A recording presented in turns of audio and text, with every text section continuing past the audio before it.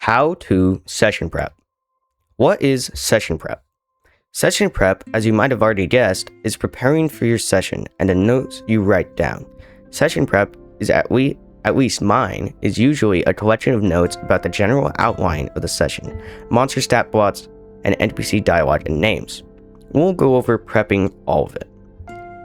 Your style of D&D prep.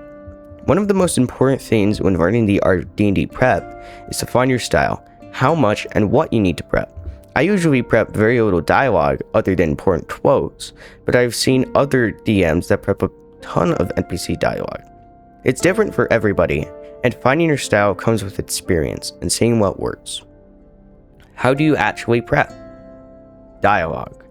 The best way that I know how to prep dialogue is making dialogue blocks.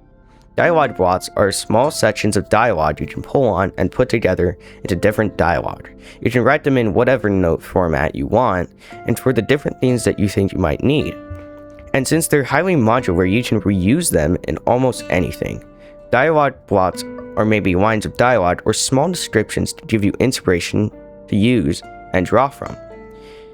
It's really up to you how to make them, but I highly recommend it, and it's a very useful way to make dialogue for any NPC your players might meet.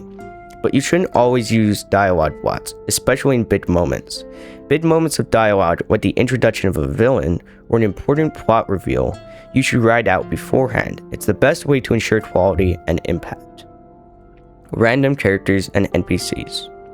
The best way I know to prep NPCs is first just make and regularly update a list of fully prepared NPCs that you can just drop into your campaign, and you can still make NPCs on the fly.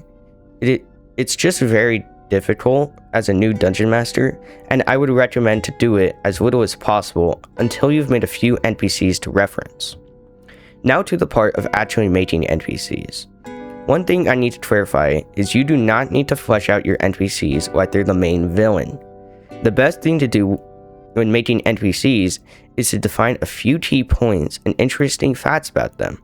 So if your players ask questions, you can give it a good and most importantly, quick answer. If you wait a really long time to give an answer, it breaks immersion, and your players can tell you haven't prepared well enough. Monsters. The only thing you really need for monsters is writing down their stat blocks, how many monsters there are, and if they're a monster that speaks or asks questions before fighting. You'll need to write down some dialogue, but monsters are pretty easy to prep, especially if you've done it before. Other info. One thing I've learned playing D&D over the years is that you should really write down small info you use often. The biggest things I've found that you really want to write down is your player's armor class, current health, max health, and passive perception. Small information like this, especially armor class and passive perception, is incredibly valuable to write down.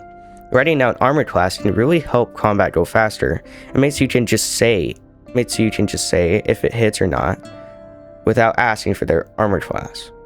It also helps a bunch for immersion and tension. Asking for a thing like passive perception immediately tips off your players that there's something for them to find. Descriptions. Just like I explained in the dialogue section, you can use description blocks. For this, it's very useful to put together one, though you can't use them nearly as much as dialogue blocks, because descriptions should be natural, and you'll get better at it with experience. And also, the same as dialogue, for important descriptions like the introduction of the main villain, you should write it out beforehand to ensure quality. Thanks so much for watching. I hope this was helpful, and if you liked the video, please like and subscribe, and have a good one.